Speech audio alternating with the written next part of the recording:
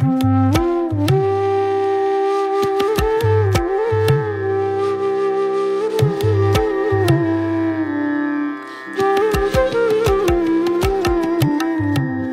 দর্শক, আমি এখন আছি ভোলাগঞ্জের সাদা পাথর খ্যাত সেই এলাকায়।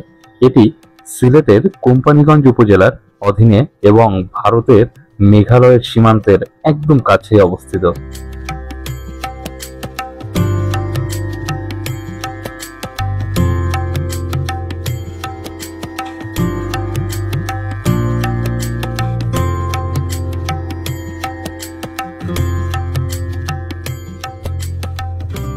ভোলাগঞ্জের বিশেষত্ব হলো মেঘালয় চেরাপুঞ্জির এই সীমান্ত পাহাড় এবং এখানে প্রচুর পরিমাণে সাদা পাথর আছে।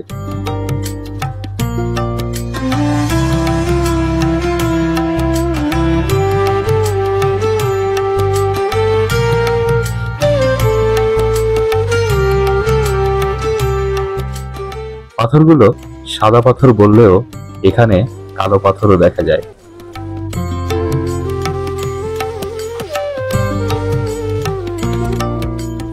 এই পাথরগুলো মূলত ভারতের মেঘালয় ও চেরাপুঞ্জির পাহাড়গুলো থেকে চূর্ণ হয়ে ভেঙে ভেঙে পাহাড়ি ঝর্ণার জলের সাথে গড়িয়ে গড়িয়ে এই ভোলাগঞ্জের ধোলাই নদীর মুখে এসে জমা হয়, আর এই জন্যই এখানে সৃষ্টি হয়েছে এক অনন্য সৌন্দর্য।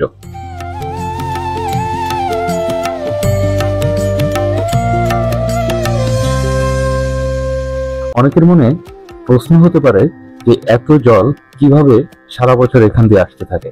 আসলে ভারতের মেঘালয়ের ঠিক চেরাপুঞ্জি এলাকায় প্রচুর পাহাড় ও গাছপালা রয়েছে, যার জন্য এখানে সারা বছরই প্রায় বৃষ্টি হয়। বছরে এখানে বৃষ্টি হয় প্রায় 11,000 মিলিমিটারের বেশি। তাই এটা একসময় গিনেস বুক অফ রেকর্ডসে নাম লিখিয়েছিল।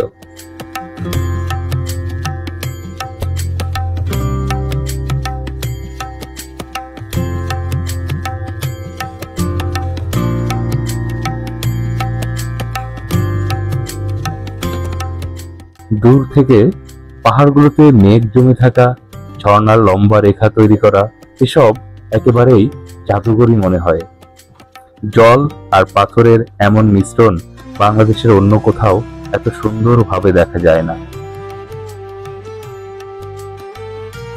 আপনারা জানেন যে গত 1 বছরে এখানকার প্রায় 60% পাথর চুরি হয়েছে।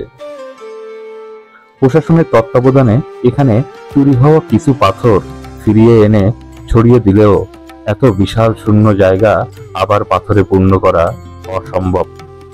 একটা কথা বিশ্বাস করি যে প্রকৃতি তার প্রতিদান ভয়ঙ্কর ভাবে ফিরিয়ে দেয়। তাই প্রকৃতি ধ্বংস করে আমরা নিজেদের বসবাসের জায়গা নষ্ট করছি।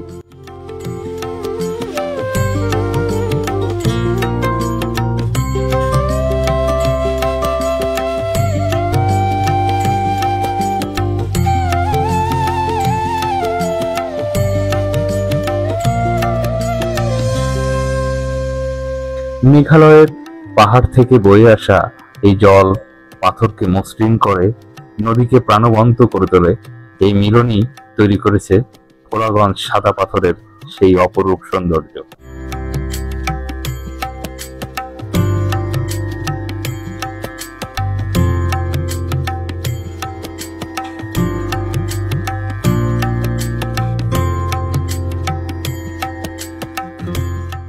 প্রিয় দর্শক, আমি চেষ্টা করেছি এখানকার এক একটা মুহূর্ত আপনাদের সামনে সুন্দর করে তুলে ধরতে।